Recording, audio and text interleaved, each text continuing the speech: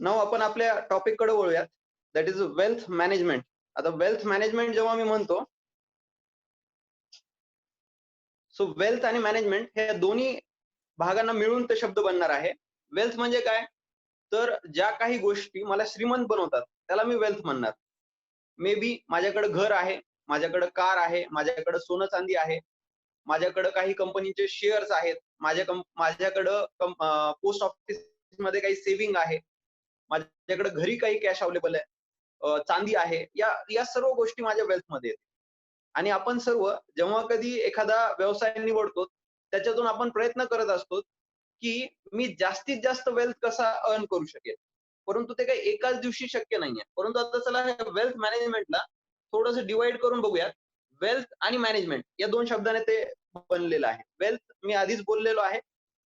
संपत्ती वेगवेगळ्या पद्धतीची आणि दुसरं आहे मॅनेजमेंट. मॅनेजमेंट म्हणजे आजकाल बघा एखाद्या विद्यार्थ्याला त्याचं प्रोफेशन सुरू करण्याच्या आधी त्याला म्हणलं जातं, "एक काम कर तू एम-बी-ए करून घे."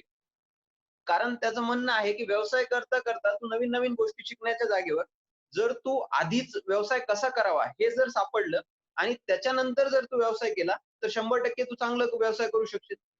आपल्याकडे पण हेच होतं. म्हणजे वेल्थ मॅनेजमेंटवर आपण कधी वेल्थ अक्युमुलेट करायचा प्रयत्न करतो, परंतु जे वेल्थचे जे रूल्स आहेत, ते कधी शिकतच नाहीत. तर फंडामेंटली हे काही रूल्स आहेत का? आपण काही शिकू शकू का? यासाठी आजचा हा सेमिनार आहे. हा तासभरामध्ये तुम्हाला वेगवेगळ्या गोष्टी येतील. मी 100% माझ्या मनातून सांगतो, की तुम्ही काहीतरी स्वतः घेऊन जाणार आणि हा सेमिनार तुम्ही नेहमी लक्षात ठेवतात, असा हा सेमिनार होणार आहे. फक्त गरज आहे, की तुम्ही कॉन्स्टंटली फक्त या सेमिनारमध्ये अटॅच राहा. एवढाच याच्यातला पार्ट आहे. सेमिनार सुरू करण्याच्या आधी माझ्यासोबत मला वाटतं स्क्रीन शेअर होतीये ना तुमच्यासोबत? वॉरन बफेचा फोटो दिसत असेल तुम्हाला सध्या. बरोबर आहे? ओके. मला दिसतंय. सो ज्यांच्याजवळ जर वॉरन बफेचा फोटो दिसत नसेल, तर ते स्वाईप करून म्हणजे बोटाने थोडंसं पाठीमागं पुढं स्क्रीनला करा, तर तुम्हाला वॉरन बफेचा फोटो दिसेल. आपण आपल्या सेमिनारला सुरू करण्याच्या जागेवर आधी सर्वात एक वर्ल्ड्स रिचेस्ट पर्सन जे 2008-9 मध्ये वर्ल्ड्स रिचेस्ट पर्सन होते वॉरन बफे यांची एक छोटीशी एक स्टोरी बघूयात आणि त्याच्यानंतर अजून वेल्थचे रूल्स बघूया. वॉरन बफे हे 2008-9 या सालामध्ये रिचेस्ट पर्सन म्हणून होते आणि जर जगाच्या श्रीमंत व्यक्तींची यादी नेहमी काढण्यात आली, तर नेहमी त्यांचं 3 मध्ये नाव येतं. कधी पहिल्या स्थानावर येतं, कधी-कधी दुसऱ्या स्थानावर येतं आणि कधी तिसऱ्या स्थानावर येतं. बिल गेट्स आणि वॉरन बफेट या तिन्हींमध्ये कधी ना कधी असतातच. परंतु मला स्वतःहून विचारलं, तर मीच फार जास्त इन्स्पायर्ड आहे वॉरन बफेटची आणि मी त्यांना खरोखर आयडॉल मानतो, की यार हा व्यक्ती खरोखर वेगळाच आहे. परंतु चला हे एक काम करूयात ना, त्याची जी गोष्ट आहे ती आधी समजूयात आणि त्याच्यानंतर बघूयात, की वॉरन बफे का चांगला आहे. कारण एखादी आयडॉल मला चांगलं वाटलं. मला स्वामी विवेकानंद चांगलं वाटतात आणि मला वाटतं मी सुद्धा स्वामी विवेकानंद बघावं. तर मी त्यांची जेव्हा स्टोरी मी बघेल, तर मला नंतर कळेल, की हो यार मी सुद्धा स्वामी विवेकानंद बनू शकेल. आणि परंतु त्यांनी काय केलं आणि मला काय करावं लागेल, हे मला त्याच्यातून शिकायला भेटेल. तर चला आपण या गोष्टीकडे वळूयात. गोष्ट सुरू होते. वॉरन बफे हे वयाच्या 8व्या वर्षी जेव्हा दुसरे मित्र आणि मी बरोबर बोलतो ना, परत लक्षात ठेवा वय 8 वर्ष आहे. 8 वर्षामध्ये जेव्हा खेळण्या-बागडण्याचं वय होतं, तेव्हा बाकी मुलं जे होते, बाकी मित्र जे होते वॉरन बफेटचे ते सर्व मस्ती करायचे, मजा करायचे आणि वॉरन बफेटला अभ्यास करायला आवडायचा, पुस्तकं वाचायला आवडायची. तर तो काय करायचा वेगवेगळे पुस्तक घ्यायचा आणि ते पुस्तकं वाचायचा. ही एन्जॉयज दॅट, की चलो मला नवीन पुस्तक भेटलं तर तो त्याला मस्तपैकी एन्जॉय करायचा. वॉरन बफेनी एक पुस्तक आणलं होतं. त्याचं नाव होतं 1000 वेज टू मेक $1000. 1000 पद्धत आहेत, ज्याच्यातून तुम्ही $1000 कमवू शकतात आणि हे वयाच्या 8व्या वर्षी. आणि त्यामुळेच आपण फार पाठीमागे आहोत, कारण आपण इन्कम अर्न करायला सुरुवात केलेली असते 25, 26, 27 या वयानंतर. परंतु तो एक व्यक्ती जो 8व्या वर्षी विचार करतोय, की यार मी पैसे कसे कमवू शकेल? सो त्यांनी काय 1000 वेज मध्ये एक एक तो त्याच्यातली पद्धत होती, की तुम्ही पिन बॉल या गेम मशीन्सद्वारे सुद्धा पैसे कमवू शकतात. तर त्यांनी काय केलं, एक पिन बॉल नावाची जी मशीन होती, ती त्याने खरेदी केली. खरेदी करताना त्याचा एक मित्र होता. तो म्हणला, "एक काम कर, थोडेसे तुझे पैसे आण, मी माझे थोडेसे पैसे आणतो. दोन्ही मिळून ते पिन बॉल खरेदी करूयात आणि कुठं लावूयात?" तर त्यांनी काय विचार केला, हे बार्बर शॉपच्या बाजूला समोर 5-6 लोकं असेच बसलेले असतात आणि ते वेटिंग करत असतात. त्यांना काहीच भेटत नाही. तर ते बार्बर शॉपवाल्याजवळ गेला आणि त्याला सांगितलं, "एक काम कर, मी मशीन इथं लावतो. जे काही रुपये येतील अर्धे पैसे तुझे, अर्धे पैसे माझे. बार्बरला तर छान झालं. तो म्हणला, "यार असे पण लोकं आपल्याकडे वेटिंग करतायत. आपल्याकडे जागा पण आहे आणि लोकांना एंटरटेनमेंट सुद्धा होईल." सो त्यांनी काय केलं, एक ती पिन बॉल मशीन लावली. परंतु अक्षरशः ती एवढी कन्सेप्ट भारी चालली, की लोकं दुसऱ्या बार्बर शॉपला सोडून इकडच्या बार्बर शॉपला जास्त गर्दी करू लागली. वॉरेन बफेला कळलं, की यार अरे यार, आपण काहीतरी छान केलंय, कन्सेप्ट भारी आहे. आपण काम करूयात, या पैशातून आपण अजून दुसरीकडे जाऊयात. सो त्यांनी काय केलं, या एका बार्बर शॉपवरून वेगवेगळ्या अनेक शॉप्समध्ये त्याच्या पिन बॉलच्या ज्या मशीन्स होत्या, त्या इन्स्टॉल केल्या आणि त्याच्यातून तो पैसे मिळवू लागला. आता ह्या पैशातून त्यांनी काय केलं, पुढे जाऊन हा पूर्ण व्यवसाय जसाची तसा 8व्या वर्षी 8व्या वर्षी इम्पोर्टंट आहे. पूर्णची पूर्ण व्यवसाय $1200 विकून टाकला. ज्यावेळेस आपल्याकडची मुलं काही करत नाही, खेळण्यात असतात, तेव्हा त्या व्यक्तीने $1200 कमवले होते. आणि असं नव्हतं, की त्याची फॅमिली जी आहे ती फार गरीब होती. त्याची फॅमिली चांगली होती. परंतु तो काय करायचा, त्याला ह्या गोष्टी करायला एन्जॉय यायचा. तो म्हणायचा, "यार वॉव! मी पैसे कमवतोय मी आणि मी स्वतःहून कमवतोय." तर त्याला ही गोष्ट चांगली वाटायची. पुढे जाऊया त्या स्टोरीमध्ये. आणि इथं तो थांबला नाही. तुम्हाला माहिती आहे का, वॉरन बफेने पुढं न्यूजपेपर जे होते, वृत्तपत्र लोकांच्या घरी जाऊन वाटले. मला नाही वाटत माझ्या कॉन्फरन्समध्ये आता जेवढे लोकं असतील ना, त्याच्यापैकी एकाने सुद्धा वृत्तपत्र वाटलेले आहेत, इन्क्लुडिंग मी अल्सो. परंतु त्यावेळेस 8 वयाच्या वर्षी 9व्या वर्षी जर तो वृत्तपत्र वाटून पैसे कमवत असेल, तर त्याचा माइंडसेट किती असेल? काय डोकं लावलं असेल त्या व्यक्तीने? 100% मानावं लागेल. ही स्टोरी मी तुमच्यासाठी तर सांगतोय, परंतु त्यासोबत मी ही स्टोरी यासाठी सांगतोय, की तुमचे जे पाल्य आहेत, त्यांना 100% ही स्टोरी सांगा आणि त्यांना इन्स्पायर्ड करा. पुढं काय तो करायचा माहितीये का? त्याला कोका कोला विकायला, च्युइंगम विकायला तो लोकांच्या घरी जायचा आणि तिथं सुद्धा कोका कोला आणि च्युइंगम विकायचा. लोकं ते सुद्धा घ्यायचे. आणि अक्षरशः तुम्हाला सांगू, ग्रॅज्युएशन होण्यापर्यंत त्याच्याजवळ स्वतःचे 40 एकर लँड होती. 40 एकर लँड आणि ती पण स्वतःच्या पैशाची. What a great thing. माझ्याकडे आता सुद्धा नाहीये. आता मला विचार करावा लागेल, की मी किती पाठीमागे आहे. But let it be. मला तो पार्ट नाहीये. परंतु माझा इम्पोर्टंट पार्ट आहे, की माझ्याजवळून जी चूक झालेली आहे, मी कुठे ना कुठे त्याला पास ऑन करू आणि लोकांपर्यंत हा मेसेज देऊ, की यार खरोखर जर तुम्हाला वेल्दी बनायचं, तर ह्याची तयारी एकदम आधीपासून सुरुवात करणं गरजेचं आहे. सिक्युरिटी एनालिसिस म्हणून एक बेंजामिन ग्रॅहम यांची एक बुक होती. ती त्यांना वाचायला फार आवडायची आणि पुढे याच बुकचा वापर करून त्यांनी वेगवेगळ्या इन्व्हेस्टमेंटच्या स्ट्रॅटेजीज शिकल्या. व्हॅल्यू इन्व्हेस्टिंग हा त्यांना फार आवडतो. व्हॅल्यू इन्व्हेस्टिंग म्हणजे काय? ते एखादा व्यवसाय जो प्रॉफिटेबल आहे, त्याच्यामध्ये ते इन्व्हेस्टमेंट करायचे.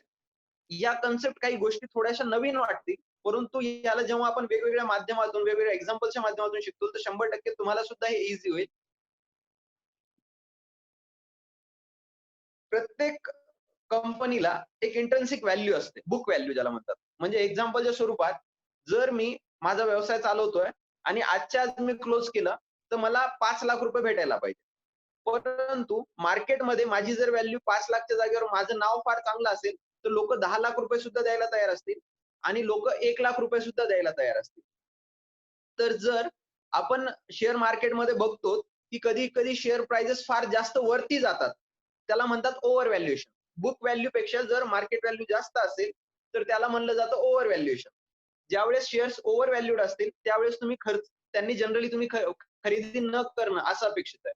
परंतु ज्यावेळेस ते बुक व्हॅल्यूपेक्षा कमी असतात, तर त्याला म्हणलं जातं अंडर व्हॅल्यू. जर शेअर्सचे प्राइस त्याच्यापेक्षा कमी असेल, तर त्यावेळेस 100% तुम्ही तो शेअर्स खरेदी करायला हवा. व्हॅल्यू इन्व्हेस्टिंग तेच सांगतं, की तुम्ही अंडर व्हॅल्यूड कंपनीज बघायला हवं आणि ज्या कंपनीज अंडर व्हॅल्यूड आहे, त्याच्यामध्ये तुम्ही तुमची इन्व्हेस्टमेंट वाढवायला पाहिजे. त्यांनी 1962 मध्ये बर्कशायर हॅथवे या कंपनीचे शेअर्स घेतले आणि पुढे त्या कंपनीने काय कमाल केली हे प्रत्येकाला माहीतच आहे. कारण त्या कंपनीचे शेअर प्राइस जेव्हा त्यांनी खरेदी केली, तेव्हा फार कमी होते. परंतु नंतर ते एवढे जास्त वाढले, की ते त्या पद्धतीने ते रिचेस्ट पर्सन झाले. याचे काही प्रॅक्टिकल एक्झाम्पल्स पुढे भारताचे सुद्धा आहेत. मी तुम्हाला त्या एक्झाम्पल्समध्ये दाखवेल, की तुमच्याकडे पैसे होते, परंतु आपण काही इन्व्हेस्टमेंट नाही केली, कमी केली. त्यामुळे आपलं काही नुकसान झालं का? हे सुद्धा आपण बघूयात. बर्कशायर हॅथवेने होल्डिंग कंपनी म्हणून काम केलं आणि वेगवेगळ्या दुसऱ्या कंपनीमध्ये इन्व्हेस्टमेंट केली. जसं की Washington Post, Coca Cola, GEICO, insurance company. म्हणजे त्यांनी काय केलं, की मोठा साम्राज्य व्यवसायाचं निर्माण करण्याचा प्रयत्न केला.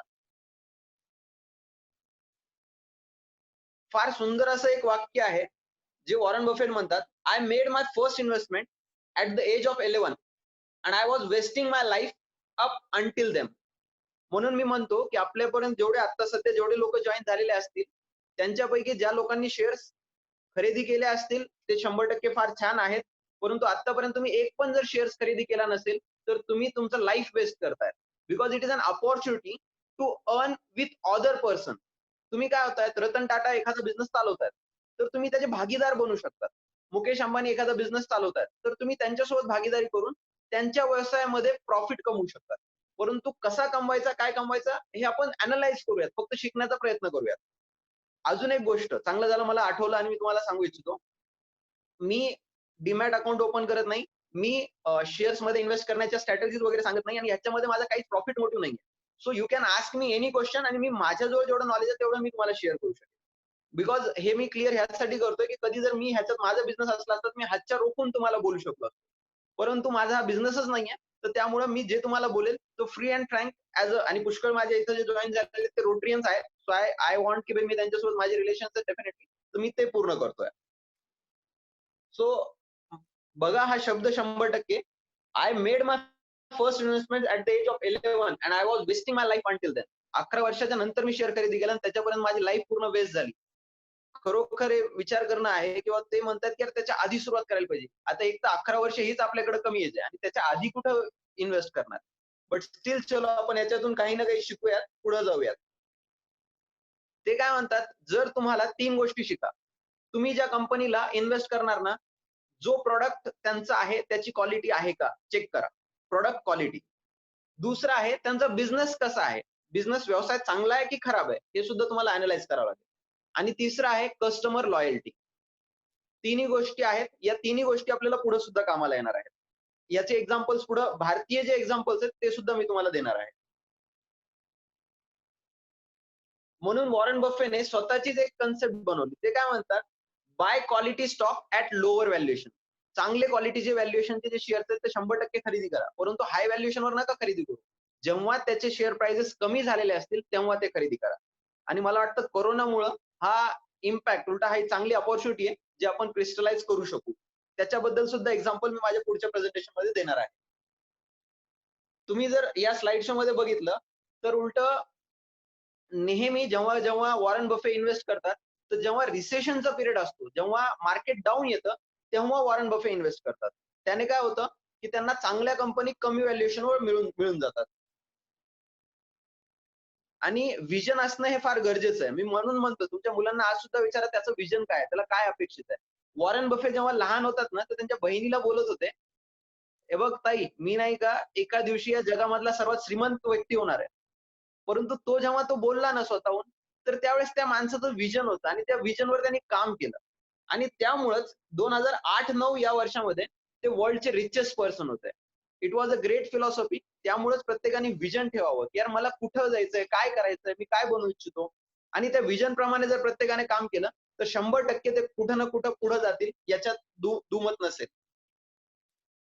मला वॉरन बफे चांगले वाटण्याच्या पाठीमागे अजून एक उद्देश आहे. त्याचं म्हणजे मी मी मी त्यांच्याशी फार इन्स्पायर्ड आहे. त्याचं कारण हे आहे, ते वॉरन बफेचं घर आहे, जे त्यांनी 1958 ला घेतलं होतं आणि आज सुद्धा ते त्याच घरामध्ये राहतात. हा एक अपार्टमेंट टाइपमध्ये आहे. छोटंसं घर आहे आणि तेवढंच ते घर एन्जॉय करतात. उलटं पुष्कळ लोकांनी आपल्याकडे मुकेश अंबानी यांची जी ती मल्टी स्टोर बिल्डिंग आहे, ती बघितलेली आहे.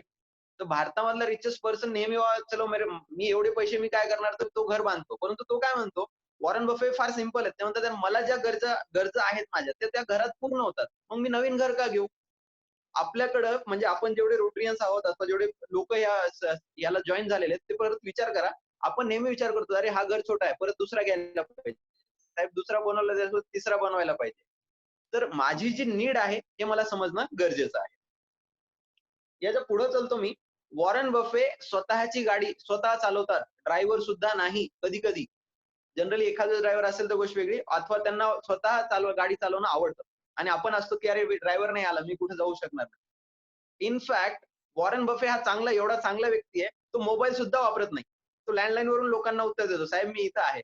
किती काम आहे आणि किती कूल आहे बघा ना तुम्ही. नाहीतर तुम्हाला म्हणजे सकाळ झाली, झोप उघडली की आधी तुम्हाला बघावं लागतं. अरे, तो WhatsApp कुठे आहे रे? कोणाचे WhatsApp आले बघावं लागतील एकदा. So we have that tendency, but we need to change it. We will see. याच्यासोबत वॉरेन बफे हे एक चांगले फिलॉन्थ्रॉपिस्ट आहेत. म्हणजे त्यांना डोनेशन द्यायला आवडतं. तर त्यांनी $46 बिलियन आतापर्यंत डोनेशन म्हणून दिलेले आहेत. 100% हे सुद्धा एक वेल्थीएस्ट पर्सनचे चिन्ह आहे. तुम्ही कमवा, परंतु कमवताना तुम्ही सोसायटीसाठी कमवताय. त्यामुळे तुम्ही परत हे सोसायटीला देणं अपेक्षित आहे. यामुळे आता सुद्धा रिसेंट एक्झाम्पल आपलं रतन टाटांचं आहे. जिथे त्यांनी 1500 करोड रुपये कोरोनाच्या लढण्यासाठी दिलेले आहेत. That is really a great example. काही लोकांना वाटेल यार हे वॉरन बफे एवढं आता म्हातारा व्हायला आलं बाबा, 86 इयर्सचा एज आहे आणि मग आता तर बिझनेस थांबवायला पाहिजे ना, कशाला बिझनेस करतायत? तुमचं एक वेळेस तुमचा विचार बरोबर असेल, परंतु ते बिझनेस यासाठी नाही करत किंवा त्यांना बिझनेस प्रॉफिट अर्न करायचं. ते बिझनेस हे त्यांचं पॅशन आहे. त्यांना आवडते ती गोष्ट. त्यामुळेच ते 8 वर्षात सुद्धा जे करायचे, तेच 86 वर्षात सुद्धा करतात. So love your business. तुमचा जो बिझनेस आहे, प्रोफेशन आहे, तुम्हाला एन्जॉय व्हायला पाहिजे, की यार मी काहीतरी करू. आणि जर तो तुम्ही एन्जॉय करू शकत असाल, तर 100% तुम्ही पुढे जाणार. याच्यात काहीच म्हणजे शंका नसायला हवी. चला, पुढे येतो मी आता. माझी ही स्टोरी इथं संपली. Hope you all liked it. तुम्हाला छान वाटली असेल आणि ही इन्स्पिरेशन स्टोरी आहे. प्लस तुमच्याकडे YouTube हे माध्यम फार चांगलं आहे. तर तुम्हाला अजून वॉरेन बफे बद्दल जे काही सर्च करायचं असेल, तर 100% तिथं जाऊन सर्च करा. परंतु चला आता माझ्या मूळ उद्देशाकडे जाऊयात. मला तुम्हाला वेल्थ मॅनेजमेंटच्या काही ट्रिक्स द्यायच्यात, काहीतरी सांगायचंय, जे माझ्या मनात आहे ते तुमच्यासोबत बोलायचं आहे. सो सेव्हिंग म्हणजे काय? हे मी एखाद्याला विचारलं ना, तर तो मला उत्तर देतो, "सर सेव्हिंग म्हणजे काय? मी जे पैसे कमवतो, त्याच्यातून जे खर्च होतात आणि त्यानंतर जे पैसा राहिला, that is means a saving." परंतु काय होतं याच्यात सेव्हिंग म्हणजे मी काय करतो, तुम्ही जर स्वतःला बघा, एक 5 वर्ष आधी तुमचं उत्पन्न कमी होतं. परंतु त्याच्यासोबत तुमचे खर्च सुद्धा कमी होते. 5 वर्षानंतर आज तुमचं उत्पन्न फार जास्त वाढलं. म्हणजे पुष्कळ लोकांसाठी हे दुप्पट झालं असेल. परंतु त्यासोबत तुमचे जे खर्च आहेत, ते सुद्धा दुप्पट झालेले आहेत. सो त्याच्यामुळं सेव्हिंगची डेफिनेशन आपल्याला कुठेतरी बदलावी लागेल. सेव्हिंग म्हणजे काय? Expenditure equal to income minus saving. म्हणजे तुम्ही काय करायला पाहिजे, महिन्याला मला काही पैसे भेटले, तर आधी मला सेव्हिंग किती करायची हे ठरवायचं. ₹10,000 मला सेव्हिंग करायचे ना, ₹10,000 ते वेगळे काढा आणि राहिलेले 40,000 मध्ये तुम्ही खर्च करा. सो जर तुम्ही अशा सेव्हिंगमध्ये जर आलात, तर 100% कुठे ना कुठे तुमचा पैसा अजून वाचला जाईल आणि तो तुम्ही चांगल्या जागेवर कुठेतरी इन्व्हेस्ट करतात. सो ही जी डेफिनेशन आहे ना, पैसा आला, खर्च करा आणि राहिलेले पैसे इन्व्हेस्ट करा, असं नका करू. काही एस-आय-पीज लावून टाका, काही एफ-डी करून टाका. साहेब मला मला ₹10,000 माझी एफ-डी करायची म्हणजे करायची. खर्च काय व्हायचं मग कसं अरेंज करायचं तो वेगळा पार्ट आहे. परंतु तुम्ही सेव्हिंग किती करणार दर महिन्याला हे तुम्हाला मनात तुमच्या कुठेतरी लिहून ठेवावं लागेल. एखाद्या पेपरवर लिहून ठेवा, की यार मला ₹10,000 दर महिन्याला सेव्हिंग करायची. आणि ही सेव्हिंग हॅबिट 100% पुढे तुम्हाला कामाला येईल. आणि दुसरा एक पार्ट, मुलं एखाद्या घरी मी जेव्हा बघतो ना, वडील घरी शिव्या देतात. मुलगा सुद्धा शिव्या देतो. वडील थोडंसं एखाद्याला असं डॉन टाइपमध्ये भाईगिरी वगैरे असं करतात. मुलगा पुढे जाऊन काय होतो? भाईगिरीच बनतो. एखादे वडील शांत असतील, मुलगा सुद्धा शांत होतो. जर तुमच्याकडे स्वतःकडे सेव्हिंगची हॅबिट नाहीये, तर मुलाकडे सेव्हिंगची हॅबिट कशी येणार याच्याबद्दल विचार करा. सो तुम्ही जेव्हा सेव्हिंग करता ना, तुमच्या मुलासोबत घेऊन त्याला सांगा, "बघ हे बघ माझी सेव्हिंग आहे. दर महिन्याला माझे ₹10,000 तिथे जातात आणि हे घे ₹500 तुझे, तुझ्या एफ-डीमध्ये टाक. तुझ्या सेव्हिंगमध्ये कर." तर ही जेव्हा सवय लागत चालेल त्याला, तेव्हा तो 100% पुढे जेव्हा जाईल, तेव्हा ही सेव्हिंग सुद्धा कामाला येईल आणि ती सवय सुद्धा कामाला येईल. How to invest. Investment important आहे. काही लोकांना बघा प्रॉपर्टीमधून पैसा आलेला आहे. म्हणजे रिअल इस्टेटमध्ये साहेब जर जालन्याला रेट वाढले, औरंगाबादला रेट वाढले, मी प्रॉपर्टी घेतली. परत जेव्हा रेट वाढले, तेव्हा त्याला विकून टाकेल. रिअल इस्टेटमधून पुष्कळ लोकांना फायदा झाला. परंतु हा फायदा एखाद्या पिरियडमध्ये झालेला आहे. नंतर रिसेशन आल्यानंतर प्रॉपर्ट्या विकल्या गेल्या का? नाही विकल्या गेल्या हे सुद्धा तुम्हाला माहिती आहे. काही लोकांनी फक्त शेअर्स घेऊन टाकले. ते म्हणले, "साहेब सर्व सोडून टाकायचे." "अरे शेअर्स बहुत अच्छा है, शेअर्स बहुत अच्छा है." आणि मी उलट आता बोललो, की लगेच काही लोकं शेअर्स घ्यायला जातील. परंतु तुम्ही जर पूर्ण शेअर्स घेऊन टाकले आणि उद्या मार्केट अजून डाउन गेलं, तर त्यावेळेस काय करणार? सो त्याच्यामुळे एक बेस्ट पार्ट आहे, no one should put his all eggs in one basket. याचा अर्थ असा आहे, की तुम्ही जेव्हा इन्व्हेस्टमेंट करणार, त्यावेळेस सर्वच्या सर्व इन्व्हेस्टमेंट एका माध्यमात नका करू. तुम्हाला काय करावं लागेल, काही मी एफ-डी केली, काही मी बँकेत ठेवले, काहीचं मी गोल्ड घेतलं, काहीचे मी शेअर्स खरेदी केले. अशा वेगवेगळ्या माध्यमांमध्ये जर तुम्ही इन्व्हेस्ट केले, तर एखादी बास्केट जरी बुडाली, शेअर मार्केट उद्या डाऊन जरी झालं, तर माझा गोल्ड डाऊन नाही होणार आहे. अथवा गोल्डमध्ये रेट डाऊन झाले, तर माझं शेअर मार्केट अपमध्ये येईल. सो मला ॲव्हरेज रिटर्न भेटत राहतील, हे आपल्याला लक्षात ठेवावं लागेल. Are you buying any property? Whether it was a need or want? आता जी मी प्रॉपर्टी म्हणतो ना, तुम्ही एखादी फोर व्हीलर घेता. तुम्हाला घ्यायची असते नॉर्मल, तुम्हाला एका शहरापासून दुसऱ्या शहराला जायला, कुठेतरी फिरायला, अशा गाडीची गरज असते. ठीक आहे, फोर व्हीलर घ्यायला हरकत नाही. परंतु काय होतं, सडनली मग मित्र म्हणतात, "अरे यार, तू डॉक्टर आहेस. तुला ही साधी गाडी आपली ते डिझायर चांगली थोडी दिसणार आहे. तू नाही का ती भारीवाली गाडी घे." आणि नाही, नाही, 4 लोकांसाठी कशाला, 6 लोकांसाठी घे. तर त्यावेळेस काय होतं, आपण नीड आणि वॉन्टमध्ये लक्षात घेत नाही, की आपली नीड काय आणि वॉन्ट काय. एक्झाम्पलच्या स्वरूपात गोल्ड हा ऑप्शन चांगला आहे. अरे गोल्डमध्ये इन्व्हेस्ट करा. परंतु गोल्ड हा बिस्किट म्हणून इन्व्हेस्टमेंट करायची की ऑर्नामेंट म्हणून इन्व्हेस्टमेंट करायची याच्यात फरक आहे. बायकांकडे जर हा प्रश्न विचारला गेला तर ते म्हणतात, आम्हाला वॉन्ट आहे ते ज्वेलरीची. परंतु इन्व्हेस्टमेंट नीड कशाची होती? जर तुम्ही इन्व्हेस्टमेंट म्हणून जर त्याला करत असताल, तर तुम्ही गोल्डचा जो बिस्किट आहे तो खरेदी करणं अपेक्षित आहे. कारण त्याचा जो बट्टा आहे तो मायनस होणार नाही. नीड अँड वॉन्ट मध्ये माझ्याकडे ऑलरेडी एक घर आहे. I am very satisfied. मी त्या घरात राहायला पाहिजे. परंतु मला वाटतं नाही, नाही, सोसायटी मला काय म्हणते, यार मी चार्टर्ड अकाउंटंट आहे. मला एखादं नवीन घर घ्यायला पाहिजे. So I am buying that house आणि मी माझ्यासाठी घेत नाही, मी सोसायटीसाठी घेतोय. Then it is wrong. तुम्ही स्वतःच्या नीड बघा, की यार मला काय अपेक्षित आहे, मी तेवढं 100% करायला पाहिजे. उलटं मी तर असं म्हणेन, मी ह्या रूल्स जेव्हा सांगेल ना, तुम्ही अजून रूल्स शिका. परंतु ह्याच्यापैकी 10% स्वतःवर खर्च करणं सुद्धा शिका. Enjoy the life. 10% स्वतः मूव्हीला गेलो, कुठं हॉटेलला गेलो, मित्रांसोबत खर्च केला. Enjoy that life. असं नाहीये की साहेब वेल्थ मॅनेजमेंट म्हणजे फक्त पैसे कमवायचे. परंतु नुसतं पैसे कमवून मी वरती गेलो तरी काही फायदा नाही. चला पुढे बघूयात. Your day starts with WhatsApp or newspaper? तुम्हाला उत्तर माहिती आहे याचं? सुरुवात कशी व्हायला पाहिजे तुम्हाला माहिती आहे. जर तुम्ही न्यूजपेपर वाचलात तर काही चांगल्या गोष्टी तुम्हाला लक्षात येतील. तुम्ही काही नवीन गोष्टी शिकू शकता आणि तुम्हाला बिझनेस सुद्धा अंडरस्टँड. परंतु आपण काय करतो, WhatsAppवर पुष्कळ वेळ देतो. तर प्रत्येकाने स्वतःला WhatsAppवर थोडंसं रिस्ट्रिक्ट करायला हवं. आजकाल मला वाटतं आपण मोबाईलवर एवढा उद्रेक केलेला आहे, की त्याचा काही पेक्षा आपले म्हणजे प्रॉब्लेम्स जास्त होतात त्याच्यात. Money should be saved or invested? तो मनी हे दोन्ही करावं लागणार आहे आपल्याला. आधी सेव्हिंग करायचं शिका किंवा हे पैसे थोडे वाचवायला शिका आणि वाचलेले पैसे आपल्याला कुठेतरी इन्व्हेस्ट करावे लागतील. एक्झाम्पल देतो. आपलं लॉकडाऊन झालं. लॉकडाऊनच्या वेळेस बँका चालू आहेत.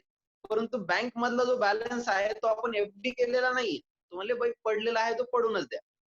पण तोच जर बँक बॅलन्स मी जर एफ-डी केली असती, तर मला जर काही व्याज उलटं जास्त येऊ शकेल. सो इन्व्हेस्टमेंट सेव्हिंग शिका. सेव्हिंग झालं की सेव्हिंगच्या नंतर इन्व्हेस्टमेंट हा एक सुद्धा पार्ट येतो.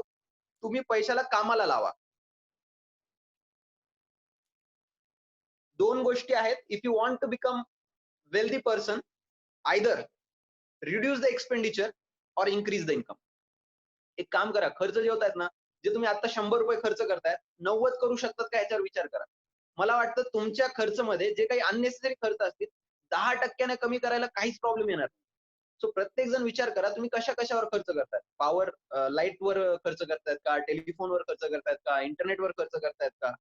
इंटरनेट घरी वायफाय वेगळा आहे, तुमच्या मोबाईलवर आहे, ऑफिसला आहे. मग काही फोन्स एक्स्ट्रा आहेत. लाईट्स कधी-कधी आपण लक्ष देतच नाहीत. अथवा तुम्हाला एक बेस्ट एक्झाम्पल सांगू का? Credit card. मी तर असं म्हणेल क्रेडिट कार्ड तर तुम्ही 100% घेऊच नाही. क्रेडिट कार्ड घेतल्याने काय होतं? क्रेडिट कार्ड कंपनी का दिली जाते तुम्हाला? क्रेडिट का दिलं जातं? सो दॅट तुमचं एक्सपेंडिचर पॉवर वाढावी. तुम्हाला क्रेडिटची गरज काय आहे? जर तुमच्या पॉकेटमध्ये पैसे असतील तर खर्च करा आणि जर पॉकेटमध्ये नसतील तर नका करू खर्च. परंतु क्रेडिट कार्ड आल्यानंतर तुम्ही ज्या गोष्टी खरेदी करतात ना, त्या नेहमी नीड नसतात. It was your want. हे प्रत्येकाने स्वतःहून चेक करावं. तुम्ही क्रेडिट कार्ड बद्दल असं करता का? अथवा online shopping. Online shopping is also best. तिथं तुम्ही काय करता, ऑनलाईन शॉपिंग एकदा जर तुम्हाला लत लागली त्या गोष्टीची, की अरे हे मागवलं, ते मागवलं, मग तुम्ही उलटं ऑनलाईनवर अजून जास्त मागवणं सुरू करता. स्विगी, झोमॅटो सुद्धा हे असेच एक्झाम्पल आहे. मी तर म्हणेल जर पुढच्या वेळेस फॅमिलीने म्हणले, "यार ते स्विगीवरून मागवा."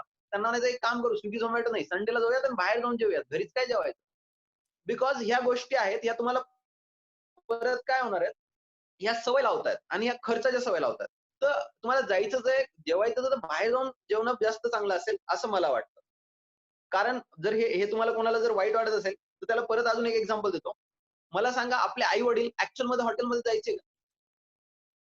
आणि नाही गेले तर म्हणून त्यांनी लगेच काही बदललं अथवा त्यांनी चांगला स्वयंपाक बनवला नाही, असं काहीच नाही. परंतु आता काय झालं, मी माझ्या बायकोला सवय लावून ठेवली. एक काम कर 6 दिवस तू काम कर, परंतु संडेला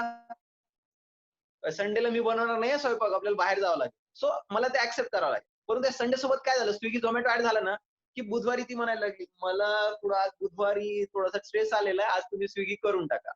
सो हे Swiggyचं जर तुम्हाला म्हणजे त्या पद्धतीने असेल, you take on your own, individual call घ्या आणि माझ्या बायकोला सुद्धा कॉल नका करू, हे मी तुम्हाला रिक्वेस्ट करतो. Next, how to earn the income. There are 2 sources.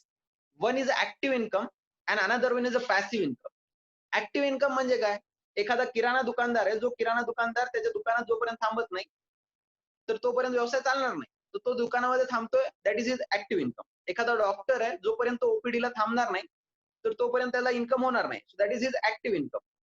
मी आहे, मी चार्टर्ड अकाउंटंट आहे, ऑफिसमध्ये जोपर्यंत येणार नाही, तोपर्यंत माझ्या क्लायंटला सर्व्हिस देऊ शकणार नाही. That is my active income. परंतु पॅसिव्ह इन्कम म्हणजे काय? जिथं तुम्ही असो नसो तरी तुम्हाला उत्पन्न येत असेल, तर त्याला म्हणतात पॅसिव्ह इन्कम. एक्झाम्पलच्या स्वरूपात मी माझी प्रॉपर्टी रेंटवर दिली. That is my passive income. मला परत बघायची गरज नाही. प्रॉपर्टी रेंटवर दिली, मी असो नसो रेंट येत राहणार. मी काही शेअर्स खरेदी केले, मला डिव्हिडंड भेटतोय, that is my passive income. मी बँकेत एफ-डी केली, मला व्याज मिळतोय, that is my passive income. अजून असे पुष्कळ सोर्सेस जिथं मी पैसे टाकले आणि मला फक्त माझं इंटरेस्ट जे आहे ते भेटत राहील, that will be a passive income. So प्रत्येक व्यक्तीने काय करायला पाहिजे, initial stage of his life त्यांनी ऍक्टिव्ह इन्कम साठी प्रयत्न करावा. परंतु जेवढे पैसे त्यांनी ऍक्टिव्ह इन्कम मधून कमवले, त्याच्यातला काही पार्ट पॅसिव्ह इन्कम साठी जायला हवा आणि त्याच्यातून पॅसिव्ह इन्कम ऑटोमॅटिकली जनरेट होत राहावी. याचे काही एक्झाम्पल्स आहे, हे सुद्धा मी पुढे देतो तुम्हाला. Where to invest. सर कुठे इन्व्हेस्ट करू? शेअर्स खरेदी करू की म्युच्युअल फंड खरेदी करू? जर आता मी याच्यात काही फंडामेंटल्स अजून काही पुष्कळ गोष्टी पुढे सांगणार आहे. जर तुम्हाला टेक्निकल अनालिसिस अथवा काही कंपनीचे नाव चांगल्या पद्धतीने माहिती आहे, त्यांचे फंडामेंटल्स माहिती आहेत, तर तुम्ही शेअर्स खरेदी करा. पण सर मी थोडासा नवीन आहे, तर नवीन असताल तर मी म्हणेल तुम्ही शेअर्स खरेदी नका करू. तुम्ही म्युच्युअल फंड खरेदी करा. ज्याच्याकरून तुम्हाला म्हणजे जास्त डोकं लावायची गरज नसणार आहे. ते प्रोफेशनल लोकं तुमचा पूर्ण पोर्टफोलिओ हँडल करतात आणि तुम्हाला चांगले रिटर्न्स कशा पद्धतीने भेटू शकतील, ते हेल्प करतात. परंतु काही वेबसाईट्स आहेत. एक्झाम्पलच्या सुरुवात moneycontrol.com. या वेबसाईटवर जाऊन तुम्ही जो म्युच्युअल फंड सिलेक्ट करताय त्याची रेटिंग आणि पाठीमागे त्यांनी रिटर्न्स कसे दिलेले आहेत, हे स्वतःहून क्रॉस चेक करा.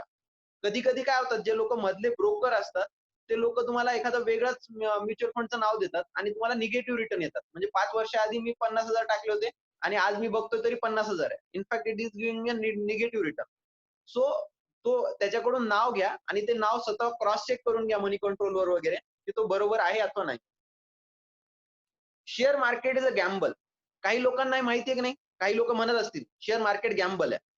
उलटं आमच्याकडे तर नाही का, आम्ही जेव्हा मी जैन आहे, तर त्यामुळे आम्ही जेव्हा साधू संतकडे वगैरे जातो ना, तर ते साधू संत असे म्हणतात किंवा हे पूर्ण सट्टा आहे शेअर मार्केट. तर तुम्ही शेअर मार्केटमध्ये इन्व्हेस्ट नाही करायला हवं. टेक्निकली याचं उत्तर देणं मला थोडंसं अवघड आहे. परंतु शेअर मार्केटला मी सट्टा नाही बोलू शकणार. त्याचं कारण असं आहे, तुमचा व्यवसाय हा ॲक्चुअलमध्ये नेहमीच प्रॉफिटमध्ये राहील असं गरजेचं आहे का हो? या महिन्यामध्ये बघा, प्रॉफिट झाला की लॉस झाला. या महिन्यामध्ये प्रत्येक व्यावसायिकाला लॉस झालेला आहे. त्यांचे जे फिक्स्ड खर्च होते, ते तर त्यांना करायचेच आहेत. परंतु इन्कम सोर्स काही ना काही गव्हर्नमेंटमुळे ते नाही होऊ शकले. परंतु it is not a gamble. तुम्ही चांगल्या कंपनी निवडा. उलटा हे एक चांगला सोर्स आहे, जिथून तुम्ही पैसे अर्न करू शकता. Earn from a share market from information you know. आता मी काही पुढे एक एक्झाम्पल देणार आहे. त्याच्यातून तुम्हाला लक्षात येईल, की तुम्हाला जी माहीत आहे ना, त्याच्यावरून तुम्हाला शेअर मार्केटमध्ये घुसायचं आहे. दुसऱ्याला सांगण्यावर विचारूच नका करू. म्हणजे आता काही लोकांनी ऑलरेडी जेव्हा लॉग इन केलेलं तेव्हा त्यांना विचारायचं असेल, की यार आदेश काही शेअर्सचे नाव सांगेल, आपण ते शेअर्स खरेदी करून टाकू. तुम्ही हे तसं नका करू. तुम्हाला जे चांगलं वाटतंय ना, ते तुम्ही शेअर्स खरेदी करा. ते कसं मी तुम्हाला पुढच्या ह्याच्यात काही स्लाइड्समध्ये ते सुद्धा सांगायचा प्रयत्न करेन. एक्झाम्पलच्या स्वरूपात आपण सर्व या जागेवर गेलेला आहेत. कोणत्या? डी-मार्ट. आता हा जो डीमार्ट आहे, हा जनरली एखाद्या व्यक्तीला नाही जरी काही घ्यायचं असेल आणि तो जर त्याच्या आतमध्ये घुसला, तर मिनिमम तो बाबा 1 अथवा 2 तास तो बाहेरच निघत नाही. मानावं लागेल राधाकृष्ण दमानी यांना, की त्यांनी प्रत्येक भारताच्या प्रत्येक नागरिकाला फार चांगल्या पद्धतीने ओळखलेलं आहे. आणि उलटं तुम्हाला त्यांनी काय केलंय, उलटं तुम्हाला एखादी लोकल गोष्ट आहे, सोलापूरला काही एखादी शेंगदाणा चटणी फेमस असेल, तर मग त्यांनी तिथं ती सुद्धा ठेवलेली आहे. आणि हे म्हणजे ह्याच्यात बिझनेस मॉडेल ह्याचं समजावं लागेल, की रिलायन्स स्मार्ट अथवा बिग बाजार आणि डीमार्ट याच्यामध्ये फरक असा आहे, की रिलायन्स स्मार्ट आणि बिग बाजार हे भाड्याच्या जागेवर चालतात. परंतु राधाकृष्ण दमानी यांनी डोकं काय लावलं, ते म्हणले यार आपण भाड्याच्या जागेवर नाही काम करायचं, आपण स्वतःची जागा खरेदी करायची. सो त्यांनी काय केलं, वेगवेगळे शहर निवडले आणि त्या शहरांमध्ये डीमार्ट स्वतःची जागा खरेदी करून त्यांनी तिथं सुरुवात केली. आणि त्याने काय झालं, की डीमार्टचं शेअर प्राइस वाढून गेलं. कारण ज्यावेळेस त्यांनी खरेदी केली होती लँड, त्यावेळेस तिथलची व्हॅल्यू फार कमी होती. कारण ते शहराच्या बाहेरची जागा होती. परंतु ज्यावेळेस डीमार्टने ते खरेदी करून घेतलं, त्याच्यानंतर लोकांना काय वाटलं, "यार ह्याची मार्केट व्हॅल्यू वाढून गेली." उलटं आजूबाजूची जी जागा होत्या, ज्या ज्या प्लॉट्स होते, जे लँड असतील, त्यांचे सुद्धा रेट्स होते ते वाढून गेले. So DMart is definitely a good business. जर तुम्हाला वाटतंय की डीमार्ट चांगल्या पद्धतीने, कारण आता लॉकडाऊन आहे, बाकी सर्व बिझनेस बंद झाले. परंतु डीमार्ट सध्या सुद्धा चालू आहे. लोकं तिथून खरेदी करतायत. आणि बिझनेस म्हणजे उलटं तुम्ही जर बघितलं, मला वाटतं 200च्या जवळपास त्यांच्या आता ब्रांचेस ऑलरेडी इस्टॅब्लिश्ड आहेत. सो इफ यू थिंक यार त्याचा ग्रोथ आहे, so you can invest in DMart also. परंतु तुम्हाला इन्फॉर्मेशन घ्यायची. अजून काही इन्फॉर्मेशन आहे, तुमचं स्वतःचं अनालिसिस करायचं आहे. पुढे चालतो. आयटीसी या कंपनीचं नाव तुम्ही ऐकलेलं आहे. परंतु आयटीसीचे काय-काय प्रॉडक्ट असतात हे तुम्ही आत्तापर्यंत विचार पण केला नसेल. मी जेव्हा तुम्हाला नाव सांगेल ना, तर तुम्हाला लक्षात येईल, "अरे हो यार, हे तर आयटीसीचे आहेत." आयटीसी हे सिगारेट बनवण्यासाठीचं मॅन्युफॅक्चरिंग म्हणून त्यांचा प्रायमरी होता. परंतु त्याच्यानंतर तुम्ही त्यांचा आशीर्वाद आटा खातायत. परत ते बिंगो स्टेडियम आहे, रणवीर सिंग त्याच्यामध्ये ॲडव्हर्टाइजमेंट करतो. परत मिंटो, गोली जी आहे, कँडीमॅन आहे, असे डार्क फॅन्टसी आहे, ड्रीम क्रीम आहेत. हे काही ब्रँड्स आहेत, जे आयटीसीचे आहेत. याच्यासोबत अजून काही ब्रँड्स पण आहेत. तुम्ही ते विवेलची एक ॲडव्हर्टाइजमेंट बघितली असेल. ट्रॅफिक पोलीस असते ती एक वुमन आणि ती बोलती तिने ते विवेलचं साबणची ॲड करते. तर तो सुद्धा जो प्रॉडक्ट आहे, तो आयटीसीचा आहे. आयटीसी ही एक डेब्ट फ्री कंपनी आहे. म्हणजे त्यांनी ₹1 लोन घेतलेलं नाहीये. जेवढे किती पैसे आहेत, ते सर्व शेअर होल्डरचे आहेत. सो देन जर लोन घेतलेलंच नसेल, तर ती कंपनी बुडण्याचा प्रश्नच नाही. आणि दुसरा प्रश्न, जर ही company FMCG fast moving consumable goods बद्दल आहे, तर बाकी सर्व गोष्टी कोरोनामध्ये सुद्धा बंद झाल्या. परंतु ह्या गोष्टी बंद झालेल्या आहेत का? नाही झाल्यात. परंतु यांचे शेअर प्राइसेस डेफिनेटली कमी झालेले आहेत. याच्यावर सुद्धा आपण थोडं पुढे बघणार आहोत. बरं, मला सांगा, मी जर इथं प्रत्येकाला विचारलं ना पॅराशूट, कोरोनामध्ये आता सर्वांनी तेल लावणं बंद केलं असेल ना? नाही, तुम्ही कोरोनामध्ये सुद्धा तेल लावतायत. सो बेसिक पार्टच तो आहे. आणि मी मी प्रत्येकाला विचारलं ना, "भाई तेल कोणता लावता? तेल कोणता लावता?" ते म्हणले, "सर उगाच कशाला टाईमपास करता? All is using parachute." So parachute हा एक जर चांगल्या पद्धतीने जर कोणी प्रत्येक घरात हे जर येत असेल, सो मारिको नावाची कंपनी आहे. तर why not to become a owner of that company? जे प्रॉडक्ट मी स्वतःच वापरतोय, मी त्याला रिकमेंड का नको करायला? आणि मी ओनर असेल. इन फॅक्ट मी जर एखाद्या आयआरसीटीसी रेल्वेचा शेअर खरेदी केला आणि उद्या तुम्ही मला रेल्वेमध्ये बसताना दिसले, की मी सांगणार, "ए भाऊ, रिलायन्सचा मी सॉरी, मी त्या रेल्वेचा मालक आहे." हे मी बोलू शकेल तुम्हाला. Because I am the owner. Share holders are the owners of that company. हां, सॉरी, मी मारिकोमध्ये तेवढंच नाही, सेटवेट हा सुद्धा ब्रँड तुम्ही ऐकलेला आहे. झटॅक म्हणून आहे, ते सुद्धा तुम्ही ऐकलेलं आहे आणि दुसरे पण काही प्रॉडक्ट्स आहेत, ते सुद्धा मारिकोचे प्रॉडक्ट आहेत. ते सुद्धा चांगले प्रॉडक्ट्स आहेत. तुम्ही जर रोडला असताल ना, जेव्हा फोर व्हीलर जातील, एक काम करा, काउंटिंग करा, काउंटिंग, की कोणत्या-कोणत्या ब्रँड्स कोणतं-कोणतं चालू आहे म्हणून. तर तुम्हाला असं लक्षात येईल, 10 गाड्या ज्या तुम्ही मोजताल, त्याच्यापैकी 5 गाड्या ह्या मारुतीच्या असतील. मारुती 3 गोष्टींमध्ये फार टॉपमध्ये आहे. एव्हरेज सर्वात टॉप, कॉस्टिंग सर्वात कमी आणि सर सर्व्हिसिंग कॉस्ट काहीच येत नाही, फार कमी येते. सो मारुती हा एवढा चांगला ब्रँड असेल आणि लोकं मारुती खरेदी करत असतील, तर मी जेव्हा गाडी खरेदी करतोय, तर गाडीच्या सोबत एक शेअर मला 100% घ्यायला हवा and I can become a owner of that Maruti company. याच्यावर सुद्धा मला लक्ष द्यावं लागेल. आयशर मोटर, आयशर मोटर हे तुम्हाला माहिती आहे, की आयशर मोटर काय करते? तर एक म्हणजे हेवी गुड्स व्हेइकल आहे. माल इकडून-तिकडे नेण्यासाठी हे कामाला येतात आणि आयशर मोटर्सचं सुद्धा नाव चांगलं आहे. तुम्हाला एक एक्झाम्पल सांगू का? तुम्हाला ऐकायला आवडेल. तुमच्यापैकी किती लोकांकडे 2005 मध्ये 300 रुपये नव्हते? They can raise a hand, sir 300 रुपये नव्हते. मला एक सुद्धा हात वरती दिसत नाहीये. याचा अर्थ प्रत्येक जणाजवळ 300 रुपये होते. जर तुम्ही 2005 मध्ये आयशर मोटर्सचा एक शेअर्स खरेदी केला असता 300 रुपयाचा, तर तो 2018 मध्ये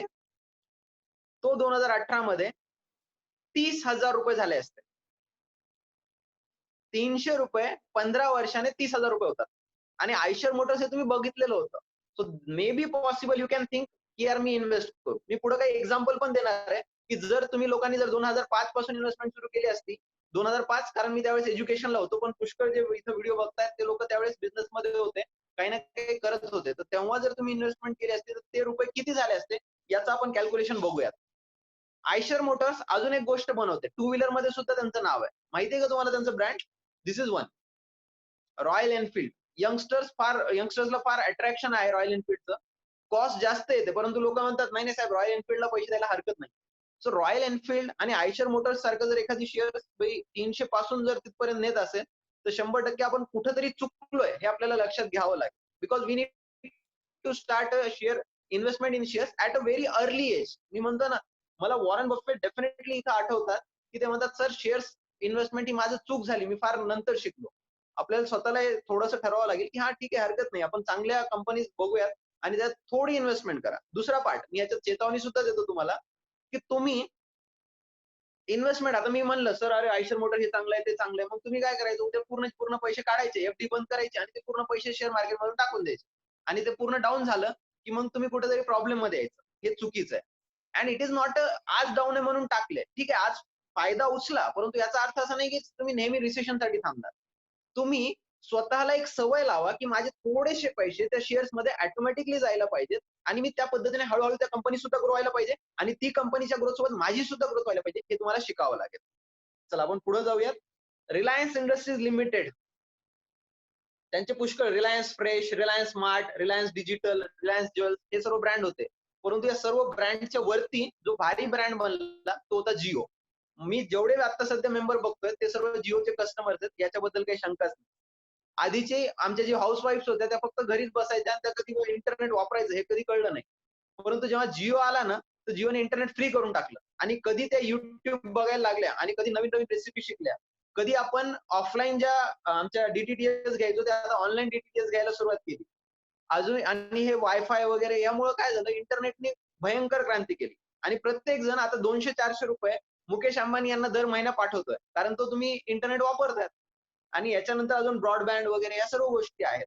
सो रिलायन्स इंडस्ट्रीज हे तुम्ही त्याचे जर प्रोडक्ट वापरत असताल आणि तुम्हाला माहिती आहे की कंपनी चांगली, so you can invest in that also. चला पुढे चलतो मी. ही ग्रोथ ऑफ अ मनी आपण बघायचा प्रयत्न करूयात. जर मी आयटीसी नावाच्या कंपनीमध्ये 2005 ला जर मी शेअर्स खरेदी केला असता, तर तो शेअर मला पडला असता 30 रुपयाला. आणि 2005 च्या नंतर 2020 म्हणजे आजच्या तारखेला, आणि ते पण रिसेशनच्या नंतर, म्हणजे रिसेशनच्या म्हणजे कोरोनाचा इफेक्टच्या आधी म्हणतो मी, त्या कंपनीचा शेअर झाला 241. म्हणजे जवळपास मी जर म्हणलं तर एक 9 पट, 8 ते 9 पट तो पैसा वाढला. एफडी मध्ये तेवढं होतं का हो? एफडी मध्ये मी जर विचार जरी केला 5 वर्षाने माझा पैसा दुप्पट होतो, तर पहिल्यांदा माझा 30 चे 60 होतील, 60 चे 120 होतील, परंतु ते कुठं ना कुठं त्याच्यापेक्षा कमी होणार आहेत. मारिको नावाचा शेअर 12 रुपयाला होता 2005 ला. आम्ही तरी 300 रुपये म्हणालो, 12 रुपयाला तर 100% कोणी इन्व्हेस्ट करू शकला असता. परंतु तो शेअर आता सध्या 346 रुपयाला चालू आहे. मारुती सुझुकी 431 रुपयाला शेअर होता आणि त्या 431 रुपयाचे पुढे झाले 7,232 रुपये काही महिन्यापूर्वी. आयशर मोटर 318 रुपयाला होता, त्याचे झाले आता सध्या काही महिन्यापूर्वी जर म्हणलं तर 20,844 रुपये. रिलायन्स इंडस्ट्रीज लिमिटेड 141 रुपयाचा जो शेअर होता, ते झाले 1,582 रुपये. म्हणजे 10 पट लोकांचे पैसे वाढले असं म्हणायला हरकत नाही. अॅव्हेन्यू सुपरमार्ट म्हणजे ज्याला तुम्ही डीमार्ट म्हणतात, याचं ऍक्च्युअल मध्ये लिस्टिंग नंतर झालं म्हणून त्याच्या ब्रॅकेटमध्ये लिहिलेलं आहे 2017. तर ते 2017 ला कोणी जर 632 रुपये लावले असते, तर ते 632 रुपये 2280 रुपये झालेले. आता सध्या त्याचा जवळपास जो प्राइस आहे तो 2280 रुपयाच्या जवळपास आहे. तर तुम्हाला लक्षात येईल की शेअर मार्केटमध्ये आणि ज्या चांगल्या कंपनी आहेत त्याच्यात इन्व्हेस्ट करा. दुसऱ्या कंपनीमध्ये तुम्ही इन्व्हेस्ट नका करू. ते जास्त बेटर असेल. अथवा तुम्ही त्याचे फंडामेंटल्स समजा आणि त्याच्यानंतर त्या कंपनीमध्ये इन्व्हेस्ट करा. आता आपण वळूयात कोरोना इफेक्टमुळं. वॉरन बफेट काय म्हणले होते, की तुम्ही चांगली कंपनी ओळखा, परंतु ते जेव्हा अंडर व्हॅल्यूड असतील तेव्हा खरेदी करा. सो आता सध्या काय झालंय, कोरोनामुळं या कंपनीज 30 ते 40% खाली आलेल्या आहेत. जर ह्या कंपनीज 30 ते 40% खाली आलेल्या आहेत, तर ज्यावेळेस हा कोरोना इफेक्ट निघून जाईल, तर ह्या कंपनी ज्या खाली गेलेल्या आहेत, त्या परत त्यांच्या स्टेबलवर येतील आणि उलट अजून जास्त ग्रोथ होतील. सो आता फरक किती पडला हा आपण बघूयात. आयटीसी तो 243 ला होता 3 महिन्याच्या आधी. तो सध्या 185 ला आहे. मारिको 344 चा 296 रुपयाला आहे. मारुती सुझुकी 7,386 चा शेअर पडून 5,326 रुपयाला आला. आयशर मोटर 20,000 रुपयाचा शेअर आहे. तो 13,742 ला आला. रिलायन्स इंडस्ट्रीज लिमिटेड 1,529 रुपयाचा होता. तो 1,219 ला आला. आणि त्याच्यानंतर अॅव्हेन्यू सुपरमार्ट हा ऍक्च्युअल मध्ये त्याला इफेक्ट नाही पडला, कारण कोरोनाचा काही इफेक्टच पडला नाही. उलट त्यांचा बिझनेस वाढतोय, कारण दुसऱ्या बिझनेस बंद आहेत आणि त्यांचा बिझनेस चालू आहे. तर त्यामुळे उलट 1930 चा शेअर 2280, त्याच्यात कोरोनाचा इफेक्ट नाहीये. ते नंतर तुम्ही त्याच्यावर विचार करू शकता. चलो, this one was about this shares. हे शेअर्स मध्ये तुम्ही थोडंफार विचार करता आणि त्या पद्धतीने तुम्ही विचार करणार. बरं, तुम्ही आता शेअर्स मध्ये खरेदी करणार, विक्री करणार, तुम्ही शॉर्ट टर्म साठी करणार की लॉंग टर्म साठी करणार? तर शॉर्ट टर्म साठी नका करू, कारण शॉर्ट टर्म मध्ये शेअर मार्केटमध्ये पैसा नाही बनत. If you are thinking about 5 years, 10 years, 15 years, तर 100% तुम्ही पैसे टाका आणि त्याला विसरून जा. आणि त्यावेळेस तुम्ही लॉंग टर्म मध्ये त्याला तुम्ही जेव्हा बघणार ना, तर तेव्हा तुम्हाला ते पैसे जास्त झालेले दिसून येतील. काही लोक म्हणतील, if you invest in shares it will B as a, कशा पद्धतीने तुम्ही ते इन्व्हेस्ट करणार, की ट्रेडर म्हणून इन्व्हेस्ट करायची की इन्व्हेस्टर म्हणून? कारण काही लोक नाही का टिप्स म्हणून काम करतात. जसं एक्झाम्पल जसं आता कोरोना आला, लगेच त्यांनी काय करायचं, मेडिकल कंपनी ज्या असतील, फार्मास्युटिकल कंपनी, त्या खरेदी करायच्या. दुसरं गाड्या सुरू झाल्या, ऑटोमोबाईल थोडं वाढायला लागलं, लगेच ऑटोमोबाईल कडे पळायचं. So it is a work of a trader. तर ट्रेडर नका बनू, कारण ते काय होतं, ट्रेडर इज अ स्पेक्युलेशन. त्याचा मी फायदा पण सांगतो. ट्रेडरला एका दिवसामध्ये फार पैसे भेटतात, परंतु सर जी गोष्ट लवकर येते ना, ती लवकर जाते सुद्धा. आणि जी गोष्ट हळूहळू येते, परंतु ती जाताना सुद्धा हळूहळू जाते. So therefore if you want to invest, don't become a trader, become a investor. मी हे इन्व्हेस्टर म्हणून बोलतोय. ज्याचा कोणाचा शेअरचा बिझनेस असेल, तो तुम्हाला ट्रेडर बनायला सुद्धा सांगेल, तो तुम्हाला इन्व्हेस्टर बनायला सुद्धा सांगेल. Next, how to invest, lumpsum or SIP. हे दोन्ही एक फार छान कन्सेप्ट आहेत. लमसम म्हणजे काय, एकदाच पैसे टाका आणि विसरून जा. अथवा एसआयपी, सिस्टमॅटिक इन्व्हेस्टमेंट प्लॅन, नेहमी पैसे टाकत राहा. जनरली आता जे आहे कोरोनाचा इफेक्ट असल्यामुळे काही पैसा तुम्ही लमसम मध्ये टाकायला हवा. आणि जेव्हा तुम्हाला नंतरची जी सवय पाहिजे ती एसआयपी ची पाहिजे, सिस्टमॅटिक इन्व्हेस्टमेंट प्लॅन. जेणेकरून काय होतात, की तुम्हाला तेजी मंदीचा काहीच फरक पडत नाही. उद्या जर मार्केट डाऊन मध्ये जरी गेलं, तर तुम्हाला युनिट्स जास्त भेटतात आणि मार्केट अप मध्ये गेला तर तुम्हाला फायदा होतो. तर त्या पद्धतीने तुम्ही एसआयपी लावणं अपेक्षित आहे. तुम्ही महिन्याचे म्हणजे बँकेला इन्स्ट्रक्शन द्या, की माझे 5,000 रुपये एसआयपी कडे जायला पाहिजे. त्या पद्धतीने ती एसआयपी जात राहते. जर कोणाला एसआयपी नाही कळलं, तर तुम्ही परत गुगलवर सर्च करा. You will get a good information. इथं मी त्याला जास्त नाही हायलाइट करत. Your portfolio is fixed for life or reviewed periodically. तुम्ही एकदा शेअर्स घेतले की त्याला फिक्स करणार की त्याला बदलत राहणार? तर माझं म्हणणं आहे, तुम्ही बदलत राहणार. त्याचं कारण आहे, बघा, आपण एक 5 वर्ष आधी जर म्हणलं किंवा एखादा बिझनेस, स्मॉल बिझनेस कोणाचा चांगला आहे, त्यावेळेस बिग बाजार हे चांगलं नाव होतं. परंतु आज मी ते म्हणलं तर बिग बाजार नाही होणार, डी-मार्ट येणार. परंतु उद्या काय होईल, अजून तिसरं येईल. तर ज्या पद्धतीने तुम्हाला जर वाटलं की एखाद्याचा व्यवसाय कमी झालेला आहे, त्याचा व्यवसाय बंद झालेला आहे, तर तुम्ही त्याच्यावर फोकस नका करू. ज्याचा बिझनेस वाढलाय त्याच्यावर तुम्ही फोकस करा. तुम्हाला त्याचे फंडामेंटल्स करणं गरजेचं आहे.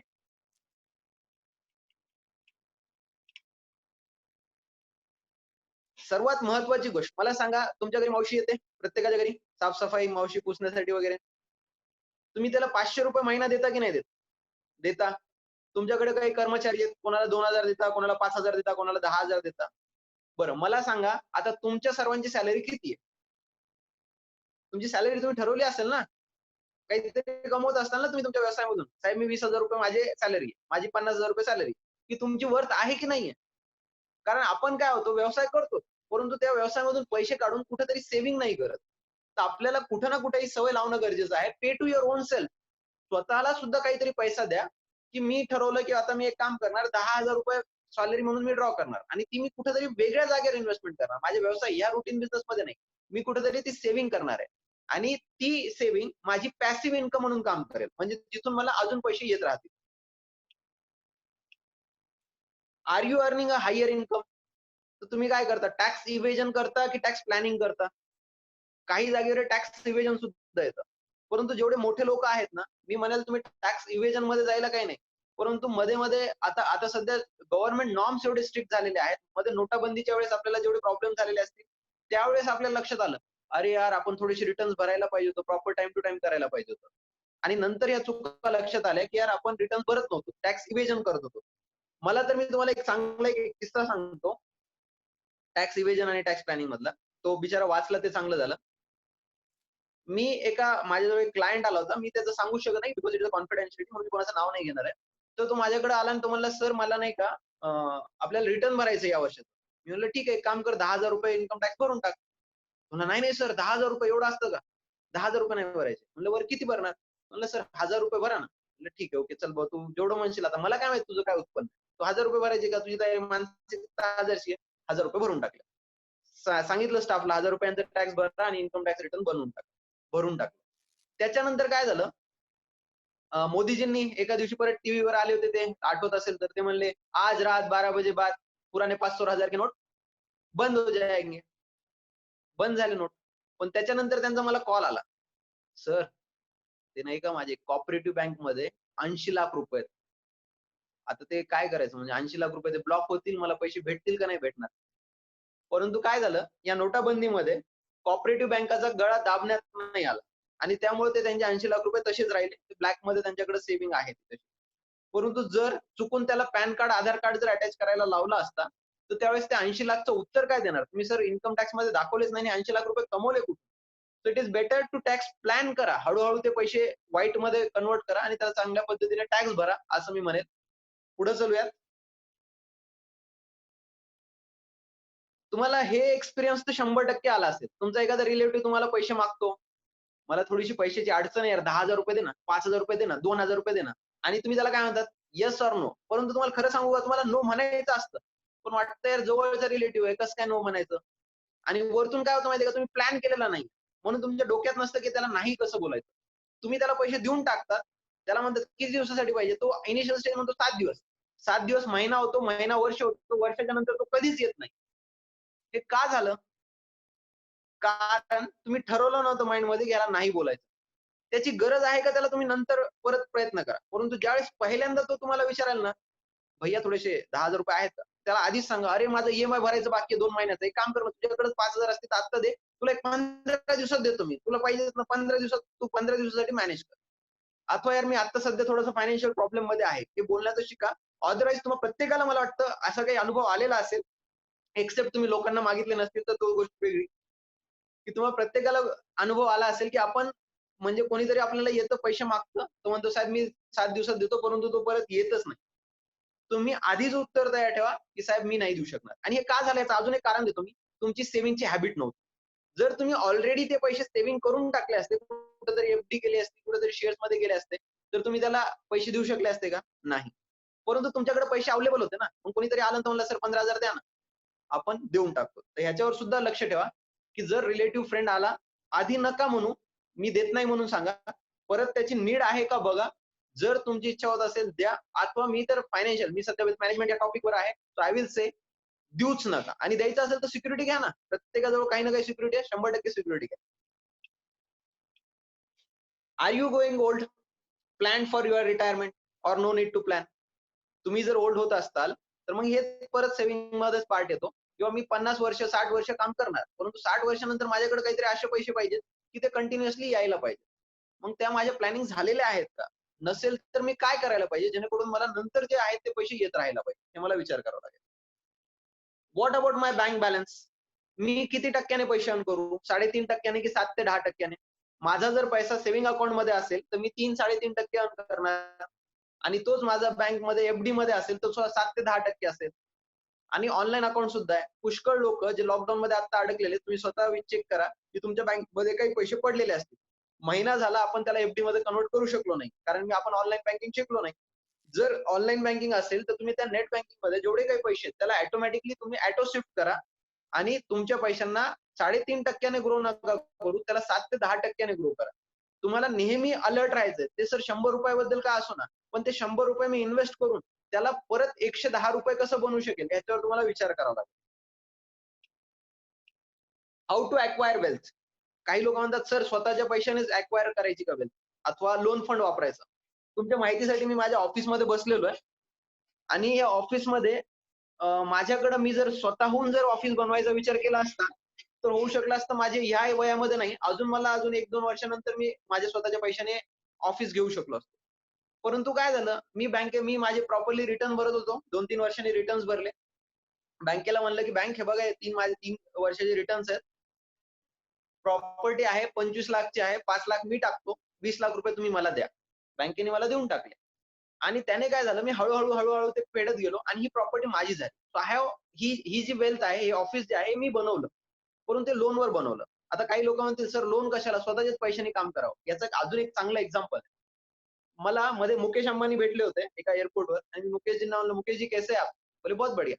म्हणलं, "आप किधर जा रहे हैं?" बोले त्यांनी सांगितलं, की ते मुंबईला जाणार आहेत. म्हणलं, "म्हणजे काय, काय खास काही काम?" हां, बोले, माझी नाही का स्टेट बँक ऑफ इंडियामध्ये थोडीशी मीटिंग." म्हणलं, "तुमची कशाची मीटिंग आणि तुम्ही कशासाठी चालले?" म्हणे, "यार माझा तो एक नवीन व्यवसाय आहे ना, त्याच्यासाठी मला लोन पाहिजे." म्हणलं, "अरे तुम्ही तर जगाच्या रिचेस्ट पर्सन मध्ये ना, मी आत्ताच यादी बघत होतो, Wikipedia बघत होतो, वेबसाईट बघत होतो, Google बघत होतो. तर तुम्ही तर सर्वात श्रीमंत माणूस आणि तुम्ही परत व्याज घ्यायला आणि व्याजाचे पैसे कशाला घेतात?" सो ही सेड ते म्हणाले, की "बघ मी एक बिझनेसमॅन आहे.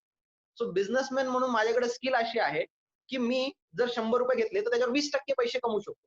मी एक काम करेल 10% बँकेला परत देऊन टाकेल आणि जे 10% एक्स्ट्रा भेटले ते माझा फायदा." सो डेफिनेटली तुम्ही लोन फंड सुद्धा वापरावा. परंतु जर त्या लोन फंडला वापरून तुमचं जे इन्कम सोर्स आहे ते अजून वाढणार असेल, तर तो 100% तुम्ही घ्यायला हवा. तर कोणते पर्सनल लोन असेल तर ते 100% घेऊ नये. परंतु जर तुम्ही प्रॉपर्टीज बनवतायत, वेल्थ बनवतायत आणि त्यांनी तुमचा इन्कम सोर्स वाढणार आहे, तर 100% तुम्ही ते लोन घ्यायला पाहिजे. परंतु मी काय केलं, क्रेडिट कार्ड घेतला. So I think that is not preferable. परंतु जर तुम्ही ऑफिस बनवताय, तर 100% मी म्हणेल तुम्ही ऑफिस बनवण्यासाठी लोन घ्यायला अपेक्षित आहे. पुढे चलतो मी. माझा टाईम एकदा मी क्रॉस चेक करतो. 8च्या जवळपास आहे. ठीक आहे. Do you have idle property or idle fund? प्रत्येकाने स्वतःजवळ विचार करा, की तुमच्याकडे काही आयडल प्रॉपर्टी आहे का? तुमचं काहीतरी एक काम असेल, एखादं घर असेल, पडलेलं आहे. दुसरं घर खरेदी केलं होतं, पण कोणाला रेंटवर दिलं नाही. परंतु तिथे एखादा बोर्ड लावलाय का तुम्ही, की मला खरंच रेंटवर द्यायचंय? की म्हणले, "यार नाही, नाही. अरे आपण एवढे काय म्हणतात, आपण एवढे शाही आहोत आणि आपण आपली जागा भाड्यावर द्यायचं? लोकांना कसं वाटेल ते?" परंतु ती प्रॉपर्टी तुम्ही रेंटवर द्यायला हवी आणि त्याच्यासाठी सांगायला पाहिजे. एखादं एक काम करावं, एखादा मित्र आहे, त्याच्या ग्रुपवर टाकून द्या, की मला माझी प्रॉपर्टी भाड्यावर द्यायची आहे. कोणाला आहे का अवेलेबल? त्याला द्या भाड्यावर. म्हणजे आपल्याजवळ कोणती पण प्रॉपर्टी आयडल नसायला पाहिजे, हे आपण लक्षात घ्यायला पाहिजे. तुम्ही त्याच्यातून इन्कम अर्न करायला पाहिजे. Are you filing ITR of your family? परिवारातील बाकी सदस्यांचे तुम्ही आय-टी-आर भरतायत की नाही, हे सुद्धा क्रॉस चेक करा. जेव्हा मी व्हाईट मनी म्हणतोय, तर जर बाकी परिवारातील सदस्यासाठी सुद्धा मी जर असेल, त्यांचे आय-टी-आर भरले तर अजून छान. आता याच्यात अजून एक गोष्ट मी बोलू इच्छितो. तुम्ही प्रत्येक जण स्वतःला विचार करा, की मी जेव्हा या प्रेझेंटेशनला तुम्हाला बोलवलं आणि ज्यावेळेस तुम्हाला लिंक आली, तर त्या लिंक आल्यानंतर तुम्ही तुमच्या बायकोला जवळ बोलवलं आणि तिला सांगितलं, "अरे, उद्या वेल्थ मॅनेजमेंटचा एक सेमिनार आहे. आपण दोघं सोबत अटेंड करू हां." असे किती लोकांनी केलंय बघा एकदा विचार करा स्वतःबद्दल. अथवा तुम्ही तुमच्या मुलाला बोलवलं, "ए बेटा इकडे, इकडे, इकडे. अरे उद्या एक वेल्थ मॅनेजमेंटचा सेमिनार आहे तुला अटेंड करायचा आहे." त्याला तुम्ही बोलवलं का? तर या दोन्हींमधलं माझं अजून एक ऑब्झर्वेशन आहे, की जर तुम्ही तुमच्या बायकोला बोलवलं नसेल, तर तुम्ही आधीच ठरवलेलं आहे, अरे ती नाही तरी काय तिला काही कळणार नाही, त्याला व्यवसाय वगैरे काही कळत नाही. तिने घरचं स्वयंपाक करावं आणि ती घरीच थांबावं. सो ते वेल्थ मॅनेजमेंटच्या रूलमध्ये येणार नाही. वेल्थ मॅनेजमेंटच्या रूलमध्ये काय माहिती का, की तुमचे फॅमिली मेंबर्स आहेत तर let her earn his on income, her own income. माझ्या याच्यात फायदा काय झाला, माझी बायको जी आहे ती सीएचे क्लासेस घेते. सो तिचा जो पार्ट आहे तो ती हँडल करते. माझं प्रॅक्टिस मी स्वतः हँडल करतो. सो आम्ही आता डबल स्पीडने काम करतोय. So if I take it half, मला एक काम करायचं, मला अर्धच काम करायचंय, तरी माझी फॅमिली चालू शकेल. आणि जर दोघांनी काम केलं, तर आमचं फ्युचर अजून जास्त सिक्युअर्ड असेल. याच्यात 2 गोष्टी नाहीयेत. सो आपण काय करतो, तर आपण आपल्या मुलीला शिकवतो. कारण मुलगी, "अरे नाही, नाही माझी मुलगी आहे, ती शिकायला हवी." परंतु जर सून घरी आली, तर सूनला तिला म्हणतो, "यार नाही, नाही तू काम नको करू बेटा, तू घरीच थांब थोडंसं. म्हणजे घरी स्वयंपाक वगैरे व्यवस्थित वगैरे सर्व गोष्टी बघ." आपल्याला या गोष्टीवर, या मानसिकतेवर सुद्धा विचार करावा लागेल, की आपल्याजवळ जर पोटेन्शियल आहे, आपल्याजवळ जर मॅन पॉवर आहे, तर तिला अर्न करायला लावा ना. तिला बेस्ट पैकी शिकवा. तिला ती एखाद्या वेळेस शिकलेली नसेल माहेरी, सासरीमध्ये आलेल्याबरोबर तिला शिकवा. डेफिनेटली ते कुठेतरी पॉझिटिव्ह पॉइंट ॲड करून देईल. आणि याच्यासोबत मुलांबद्दल तर मी बोललो. जर ती जी स्टोरी वॉरन बफेची तुम्ही आता त्याला दाखवणं मिस केलं असेल, तर 100% परत त्याला दाखवा आणि त्याला हे रूल्स जे आहेत, फंडामेंटल्स जे आहेत वेल्थ मॅनेजमेंटचे, ते सुद्धा शिकवा. Are you working for a money or money is working for you? That is very important. मध्ये मी राधाकृष्ण दमानीजींना भेटलो आणि त्यांचे जे ऑफिस होतं, गेस्ट रूम, तिथं एक एसी-वेसी होता, सर्व होतं. त्यांनी मला बोलावलं होतं. It was just for a fun. I know की एव्हरीवन नोज की this is just an example. कि राधाकृष्ण दमाजींना मैं बोल लो, यार अरे आप इतना आप आराम से बैठे हो, कूल हो. हाँ बोले, मैं आराम से बैठा हूँ, कुछ प्रॉब्लेम नहीं है. तर मी त्यांना विचारलं, म्हणलं यार तुम्हाला असं हेडेक नाही येत का? तुम्ही 200-200 जागेवर तुमचा व्यवसाय फैलवलेला आहे. तुमचा कॅशियरने गल्ला मारला तर? एखाद्याने पिक पॉकेटिंग अथवा ज्याला म्हणतात सामान उचललं, कुठेतरी भरलं आणि बाहेरून निघून गेला तर? आणि मग तुम्हाला याचं टेन्शन येत नाही का? स्ट्रेस येत नाही का? एवढा व्यवसाय तुम्ही कसं काय कंटिन्यू करता? तर ते म्हणतात, की यार मी नाही का, बघ म्हणे मी व्यवसाय करतो. परंतु मी व्यवसायाचा एवढा जास्त नाही, मी मी फक्त एसीमध्ये बसतो आणि मी विचार करतो, की महाराष्ट्राच्या जनतेला काय पाहिजे? सोलापूरकरांना काय पाहिजे? अ, उस्मानाबादवाल्यांना काय द्यावं लागेल? आणि ह्याचे जे काही रूल्स असतील, बिझनेस असतील, याचे रूल्स बनवतो आणि मी एखाद्या प्रॉपर पर्सनला अपॉइंट करून त्याला काम देऊन टाकतो. आता ह्याच्यानंतरचा जो हेडेक येतो, तो मॅनेजमेंटचा पार्ट आहे. ह्याच्यात मला काही काम करायची गरज नाही. सो पैशासाठी मी काम नाही करत. माझ्यासाठी पैसा काम करतो. मी पैसे अर्न केले आणि पैसे जागेवर लावले. त्याच्यानंतर ऑटोमॅटिकली तो पैसा स्वतःहून पैसा ओढत जातोय. मला जास्त काम करायची गरज नाहीये. आणि कधी-कधी तर आपण एखादं असं सुद्धा पाहिलेलं आहे, सर किराणा दुकान. नहीं, नहीं सर मैं दुकान ही नहीं छोड़ सकता. परंतु तुम्ही त्या व्यवसायामध्ये अडकलेला आहात. तर तुम्हाला असा विचार करावा लागेल इन फ्युचर अल्सो, की आपले व्यवसाय असे असावेत किंवा तो पैसा ऑटोमॅटिकली तो जनरेट व्हायला हवा. Do you want to become a wealthy? Have you set your goals? Yes or no? जर तुम्हाला वेल्दी बनायचंय ना, मी मी तुम्हाला आधीच बोललो होतो. मला ते वॉरन बफे हमेशा लक्षात येतात. सर 8व्या वर्षात म्हणतात बहिणीला, "बघ मी एक जगातील श्रीमंत व्यक्ती बनून दाखवणार." तर ते त्यांनी गोल सेट करून ठेवलं. परंतु आपण आपल्या वर्षभराचं टार्गेट, की आपल्याजवळ एक घर असायला पाहिजे, मला एवढे पैसे गोल्डमध्ये टाकायचेत, मला एवढं इन्व्हेस्टमेंट करायचंय. हे आपले गोल्स दरवर्षी आपण सेट करायला पाहिजे, की माझ्या इन्व्हेस्टमेंटमध्ये किती पोर्टफोलिओ ॲड व्हायला पाहिजे आणि त्यासाठी मी कसा प्रयत्न करू, या सर्व गोष्टी आपण सेट करणं अपेक्षित आहे. You have open a bank account और डीमॅट अकाउंट असतात आपल्याकडं, परंतु त्याच्यावर नॉमिनेशन फॅसिलिटी आहे की नाहीये हे चेक करा. कधी-कधी आजकाल काय होतं, आपण अथवा एक 5-10 वर्ष पहिले एखादं बँक अकाउंट उघडलेलं असतं आणि त्याच्यात नॉमिनेशन फॅसिलिटी नसते. याने काय होतं, जर तुम्ही बाय चान्स उद्या नसताल, म्हणजे काय ॲक्सिडेंट झाला, तुम्ही नाही आहेत, तर त्यावेळेस तुमच्या मुलांना प्रॉब्लेम येतो, की यार ते पैसे इझिली भेटत नाही. जर ज्या अकाउंटमध्ये तुम्ही नॉमिनेशन फॅसिलिटी लावलेली नसेल, तिथं जा, त्या बँकेला भेटा आणि त्याला सांगा, की माझा नॉमिनी जो आहे तो पर्सन आहे. त्याचं नॉमिनी प्रॉपर नॉमिनेशन करून घ्या, जो तुम्हाला फायद्याचं काम होईल. नवीन-नवीन बिझनेस चेंज होत आहेत. Other business are changing. Are you changing? याचा अर्थ असा आहे, की हॉटेल इंडस्ट्रीजने Swiggy, Zomato आणलं. परंतु मी असा व्यक्ती आहे तो म्हणतो, "नाही, नाही साहेब Swiggy, Zomato मी करणारच नाही. मी त्यांना माल विकतच नाही देणार." असं नाही करता येणार. अथवा नवीन लोकं म्हणतात, "सर मैं टॅली खुद से यूज कर रहा हूँ." मी माझी अकाउंटिंग स्वतः करतो आणि मी अपग्रेड झालो. अथवा मी नवीन ॲप वापरतोय. सर मी मार्केटिंग करतोय. मी वेबसाईट ओपन करतोय. आणि आपण म्हणतो, "नाही, नाही मी टिपिकलच व्यवसाय करणार." तर याच्यात काय होईल, तुम्ही Nokiaचा फोन बनून राहणार. तुम्हाला लक्षात आहे Nokia आधीच्या जमान्यामध्ये आपण सर्वांनी वापरला असेल, की इनिशियल स्टेजमध्ये सर्वांचा पहिला फोन जो होता तो Nokia होता.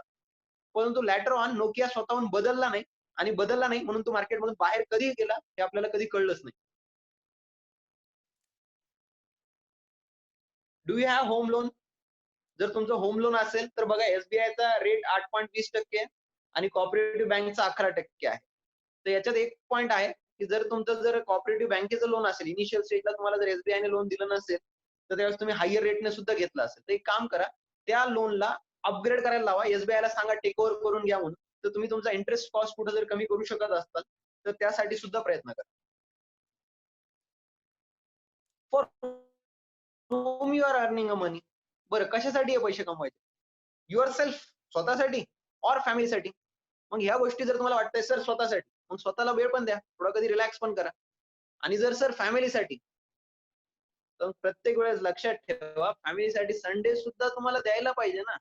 माझ्याजवळ कधी-कधी होतं, मी काय करतो माहिती आहे का, संडेला माझं ऑफिस मी ऑफ ठेवतो आणि मी माझ्या मुलाला घेऊन मी गार्डनमध्ये जातो. But I enjoy lot. उलटं मी माझा मुलगा, माझ्या भावांची मुलं यांना घेऊन जातो. परंतु ते मला सॅटिस्फॅक्शन आहे because I am earning that income for my family. पण जर तुमच्याकडे तो पैसा तुम्ही पैसा करतायत, परंतु तुमच्या परिवाराला वेळ देण्यासाठी जर तुमच्याजवळ पैसा एवढा तुम्ही कमवतायत, परिवाराला जवळ वेळच नाहीये, तर ते कुठेतरी चुकतंय. याला सुद्धा ऍक्सेप्ट करणं अपेक्षित आहे. Your father is a senior citizen, falls frequently ill. तुमचे वडील आहेत, कधीतरी नेहमीच म्हणजे काहीतरी त्यांना आरोग्याचा प्रॉब्लेम येतोय. मग तुम्ही त्याचा मेडिक्लेम काढला असेल ना, की तुमच्याजवळ पैसे आहेत म्हणून तुम्ही काढत नाहीये. मला वाटतं मेडिक्लेम ही 100% फार चांगली गोष्ट आहे. तिथं तुम्ही यार फॅमिली सिक्युअर करू शकता. माझ्याकडे एक मी मी माझ्यासाठी सांगतो. माझे आई-वडील माझ्या भैय्यांमध्ये कव्हर आहेत. तर म्हणून मी काय केलं, माझ्या सास-सासरे म्हणजे सासू आणि माझे ससुरजी यांना दोघांना माझ्या पॉलिसीमध्ये ॲड केलं आणि दरवर्षी आम्ही ते 15,000 टाकून देतो. सर मी आतापर्यंत क्लेम नाही केला आणि मी म्हणतो शायद 100 वर्ष नाही केलं तर चांगलं आहे. कारण नाही आलं तर that is very good for me. परंतु जर काही प्रॉब्लेम जरी आला तर ती पॉलिसी आहे जे मला पैसे देऊ शकते. वी आर फिजिकली फिक्स असू त्यासाठी. आम्हाला मेंटली आम्ही ते कॅपेबल असू. कारण ज्यावेळेस एखादा कोणी हॉस्पिटलला ॲडमिट होतो, त्यावेळेस मला टेन्शन असतं, त्या व्यक्तीचं मला टेन्शन आहे, तो बाहेर कधी येतो? उलटं दुसरं टेन्शन मला बनतं, की मी पैसे कुठून आणू? आणि आजकाल म्हणजे तुम्हाला माहिती आहे हॉस्पिटलचे बिल सुद्धा वाढलेले आहेत. सो डेफिनेटली आय रिकमेंड तुमच्याकडे एक मेडिक्लेम पॉलिसी 100% असायला हवी. थोडा वेळ पुढे कंटिन्यू करू नये? 5-10 मिनिट मी कंटिन्यू करतोय.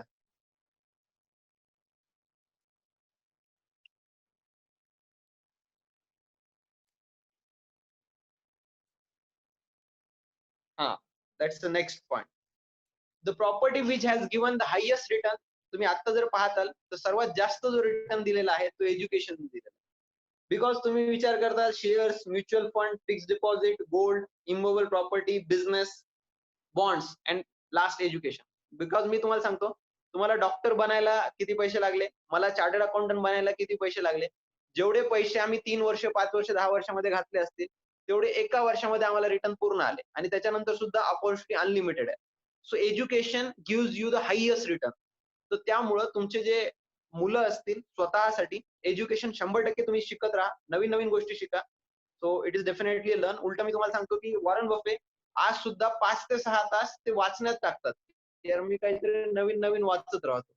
तर डेफिनेटली अपग्रेड करा स्वतःला. उलटं मी 100% अप्रिशिएट करेल. जेवढे माझ्या आता सध्या जेवढे व्ह्यूअर्स आहेत, जेवढे ऑडियन्स आहेत, जे सध्या मला बघतायत, की तुम्ही आजच्या एजमध्ये सुद्धा तुम्ही वेळ काढला. लॉकडाऊन आहे, ऑलरेडी लोकं सर्व वेगवेगळ्या गोष्टींमध्ये इन्व्हॉल्व्ड आहे. But still you have enjoyed, की एक काम करूयात वेल्थ मॅनेजमेंटसाठी येऊयात आणि तुम्ही वेळ काढला. त्याच्यासाठी सुद्धा धन्यवाद.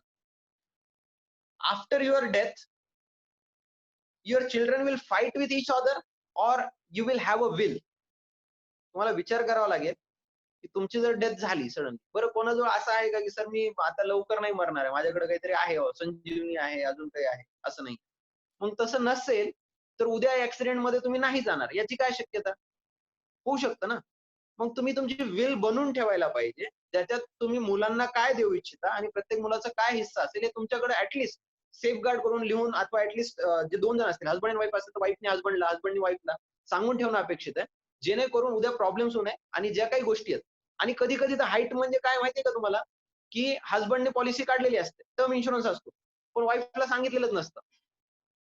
आता बिचारा तो हसबंड जर गेला, तर वाईफला कसं कळणार की त्याचा टर्म इन्शुरन्स होता?